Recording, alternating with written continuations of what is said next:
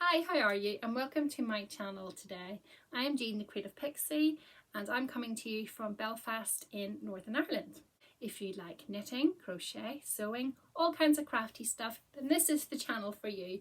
Please hit the subscribe button to make sure you're kept up to date with my latest episodes. So I've got some works in progress to share with you. My corner to corner crochet blanket, I haven't worked on that anymore since I last did a video, so I'll not show you that. For those of you who are new here, my year-long project is the 2021 temperature blanket. So I'm knitting this blanket in garter stitch, and basically I'm doing a right side and a wrong side row per day. So the temperature colour for the day is determined by the temperature at 12 o'clock noon in Belfast. So I have several temperatures, and they cover temperature range of I think about 3 degrees. So last time I was here I had bought a new temperature because we'd gone through a heat wave, and I wanted to buy a new colour to reflect that. So I bought the colour and I've started knitting that in. So I shall show you that now. So here is the new temperature colour knit in. So from memory, the new temperature covers 25 degrees Celsius and up. And here it is. Started knitting that in, and you can see here that I have started now decreasing my rows. But as many others have said before me, it is hard going working on a temperature blanket during the summer months. Well, corner to corner temperature blanket during the summer months, just because that is when the blanket is at its biggest. And it's very heavy. you don't want a big heavy woolen blanket on your lap while you're knitting during the summer temperatures here in the UK.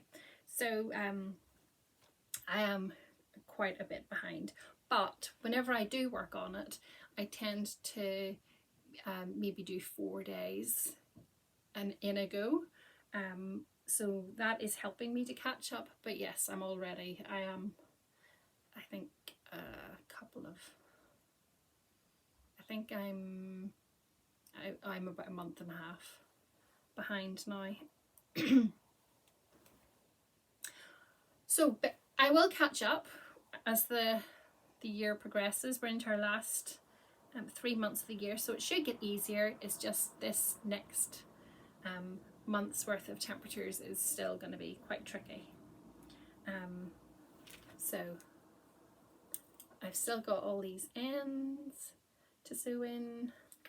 What joy. I have promised myself though, the next time I run out of colour and have to wait for it to be ordered in, I'm going to use that time to weave in all those loose ends. So it won't be wasted, and future me will thank me.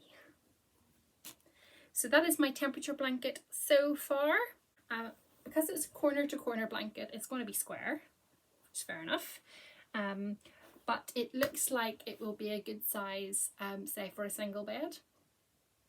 So not that it's going on a bed anyway. I think I'm going to have it down on the sofa with me to keep me warm while I'm watching a movie or something. So there you go. So that's my temperature blanket. My next work in progress is my love note sweater. So last video I had bought the yarn, hadn't started it. So I have started it now, and I am pleased to say that I have finished the lace section. So I've done the pattern. You can't really see it very well. It's not, I don't know how to do this. See the pattern there? So there's the pattern there. So far you can't see it very well because it's not being blocked as it's a work in progress, but I am really pleased to get to finish the lace section, because to be honest it was doing my head in. That's a Northern Ireland term for you. If you don't know what that means, it when something's doing your head in, it means it's just really annoying you, really frustrating you.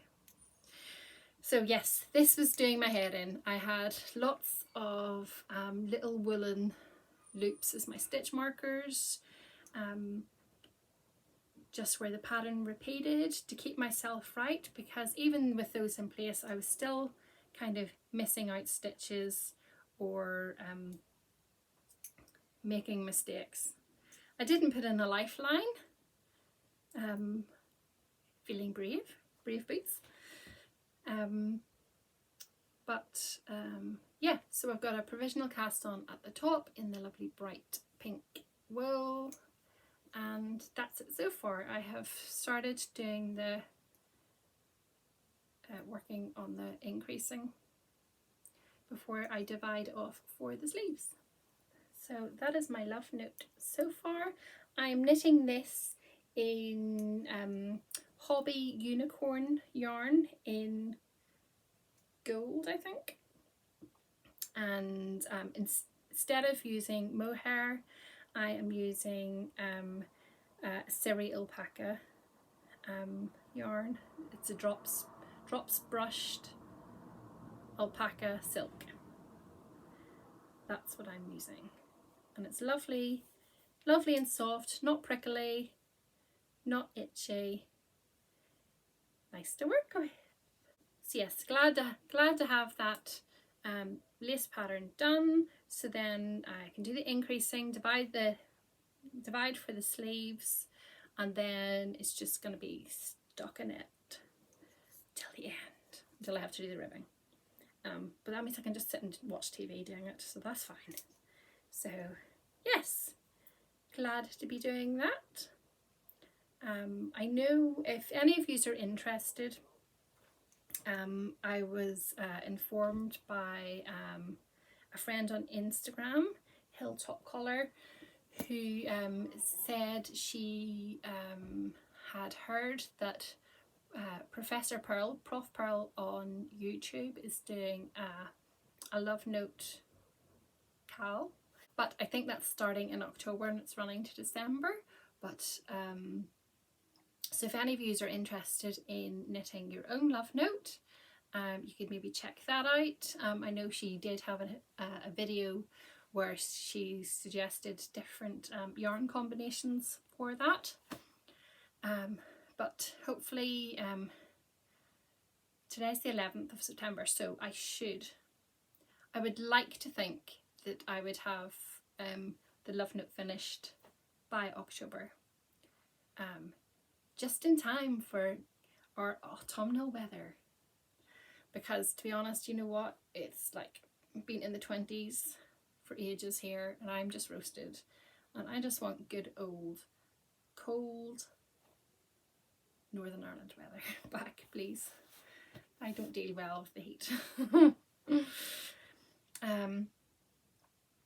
So yes, that's my love note sweater. Another thing I've been working on, it was actually a birthday present.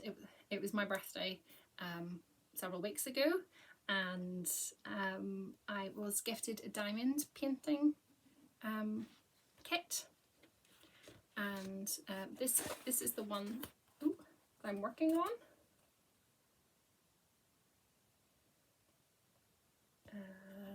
And this is my first attempt at diamond painting, and I have to say I'm really enjoying it.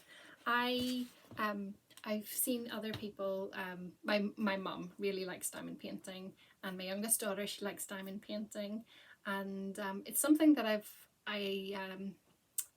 always looked at and thought, you know, that I'd really like to have a go at that, and but I've got my finger in too many pies, too many crafts, so I didn't want to buy a kit for myself.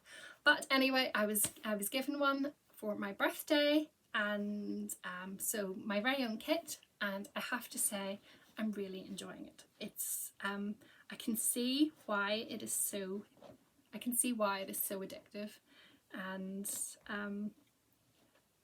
lately I have been clearing the dining table, getting out the painting, and just spending a couple of hours, you know, just having my YouTube episodes on, just catching up on people's podcasts. And I don't know how other people do it, but I would get out to colour and I would do all the diamond I would do all the diamond dots of that particular colour in one go, and it's like really therapeutic. It is like cross stitch, I suppose, cross stitch, but doing it with little sticky diamonds. So I don't know about any of you. If you do diamond painting, please comment down below and share any tips that you may have. As a newbie, I have no idea about, so that would be good to hear. But it is it's like a little competition with myself, that I'm, you know, trying to see how fast I can do all the dots of the same colour, and it's lovely, really enjoying it. Anyway, that is my works in progress. So, finished objects. I only have one finished object to share with you today. In my last episode, I had mentioned doing a cross stitch card for my grandparents. That is now finished. I wrote the card, I sent it off in the post, so I don't have it to show you, but I can show you a photograph of it. So this cross stitch was a freebie with one of the cross stitch magazines, The World of Cross Stitching. Yep. And really got me back into cross stitch again. That is now done, and it's really given me back my kind of cross stitch mojo. And so yep, I've got a couple of things that I bought, and I shall share that with you in Stash Enhancement. So so since the cross stitch mojo has come back, I've been really quite enthused about cross stitching, and wanting to do a few more little projects before getting into my big project again. There's another little cross stitch project that I want to start next, and I thought to kind of, you know, help with the old sewing mojo, I would buy myself a little project bag specifically for this new cross stitch project. I'm not going to share with you today what it is because I haven't started it, and me being me, I might change my mind, but I will show you the little project bag that I have bought for my next sewing project, whatever it may be.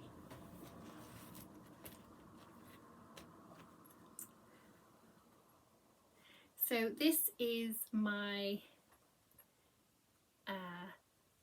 little project bag, and I bought this along with a little needle case. I bought these on Folksy from Two Tiny Makes, and let me just show you that. It's a little bee, and inside it's a little felt booklet. I thought that was very sweet and would go particularly well with this project bag. And what's special about this, you can see the lovely little glowworm, and it's all patchwork here, but in the back it's got a vinyl backing and a zip so that you can see what threads and stuff you have in here. So let me just take that out. Cat there. So it's got a lovely, you see there, glittery vinyl, very jazzy, and that goes really nicely there with the project bag. I also got these little buttons. Ooh. 2 little buttons that say handmade. And it came wrapped up in this gorgeous flowery tissue paper. So I've kept that because I could use that for something else, a bit of scrapbooking maybe. So I think this is a gorgeous little bag which will be perfect for transporting some very small cross-stitch projects. So that was from Two Tiny Makes on Folksy.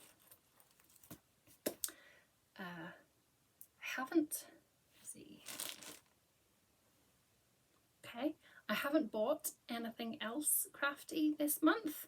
I have previously said that it was my birthday, so I got a few kind of crafty goodies from people. So the first thing I'd like to show you is this here. So this is was made by my friend Sarah, and it's a lovely little drawstring bag. She's embroidered my name on the bottom, and inside is this gorgeous little pin cushion, and it's really jam-packed there with stuffing. And she made this especially for me using my favourite colours. So that is from Sarah, which is quite appropriate since I'm trying to get back into the sewing some more. So that was from her. Next two items are our books. The first book, this one here, 52 Weeks of Socks. So this is the paperback edition, and it is gorgeous. The photography in this book is really, really, really beautiful.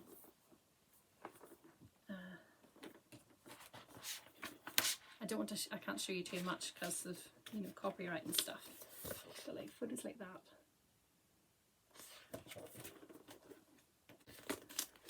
Like that. It makes you look forward to the colder weather coming round, doesn't it? There's kind of all sorts in here. There's kind of lots of kind of lace work, there's patterns, there is colour work. If you're into sock knitting, then this book, I'm sure I'm preaching to the converted. This book is ideal if you're a sock knitter. I'm sure all of you already know this, and you don't need me telling you, but if you like knitting socks, then this book would be good. This book I actually got yesterday. It was a belated birthday present, but it was a surprise. I didn't know I was getting it, so that's lovely. And it is this, Amigurumi Treasures 2 by Erinna Lee. If you like amigurumi, oh my goodness, this book will have you squealing. There's so many cute little critters in this book. I don't even know where to begin. I really don't. There is, I mean, look at him. Look at this guy. How funky is he? There's so many original patterns in this book that I haven't seen patterns like little crochet creatures like this anywhere. They're so original. Oh, let me cover up this.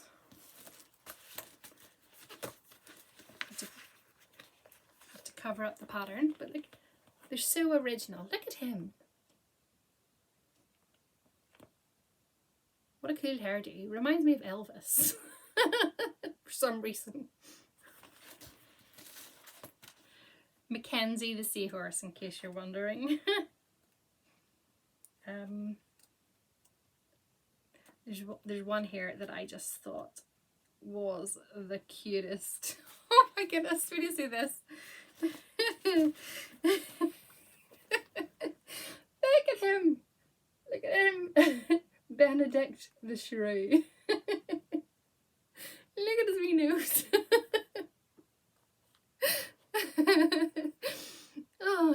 fantastic little kind of Sherlock creature.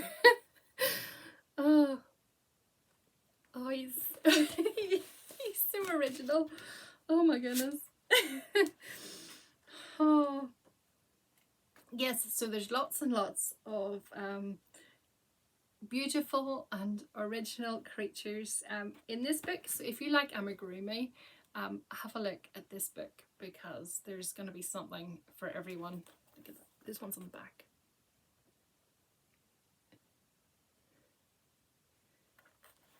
Very nice. So yes, I'm going to add that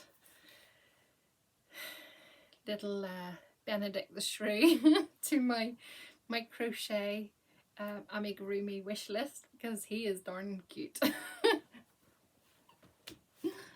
Oh dear. So I think that's it for works in progress and stash and all that kind of stuff.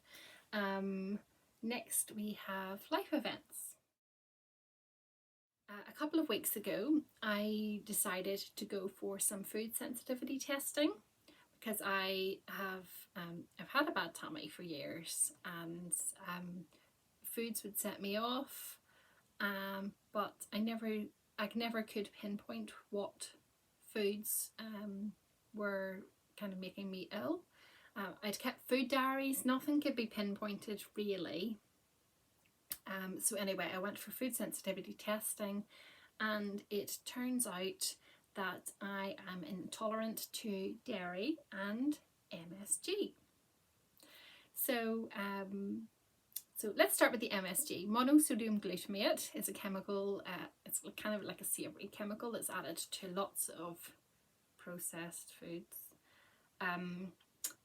But anyway, that's why I couldn't pinpoint a particular food that was making my my tummy ill, because it was in lots and lots of different foods.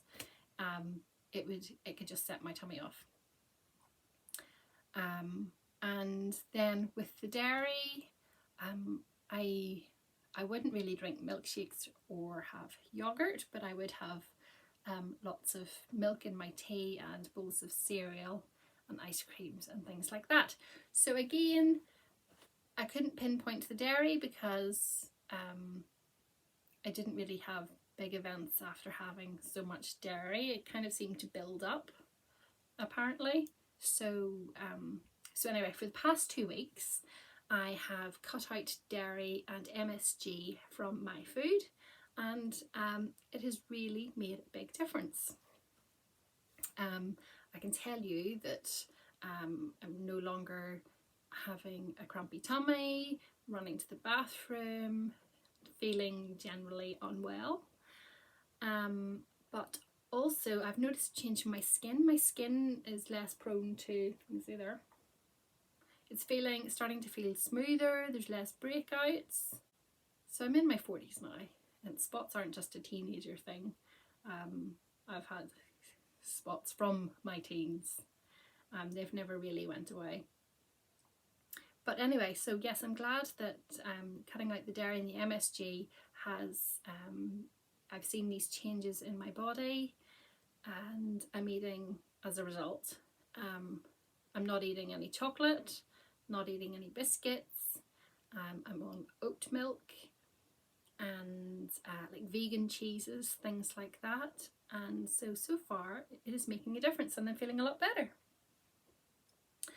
If you have any like kind of dairy-free recommendations, please put them in the comments box down below. I would love to hear if any of you are following a dairy-free lifestyle. One thing I am missing is chocolate. I used to love love chocolate, Galaxy. I just love how, you know, the texture when it melts in your mouth. It's just so silky and creamy. I love that. And so far with the dairy-free / vegan chocolate that I've tried, nothing matches dairy. But I'm going to persevere, because feeling as good as I do shows me that, you know, I am making a difference by not having the dairy and the chocolate. So I'm going to persevere with it. So that's it for today's episode. I've got a couple of new works in progress planned, so maybe I will have them started before my next episode so I can share those details with you. The hint being one of them is very Halloweeny, and we'll see how that goes. But anyway, I just want you to take care of yourself. I hope that you have a really good week ahead, and share any comments down below about being dairy free. I hope to see you all again soon. Bye!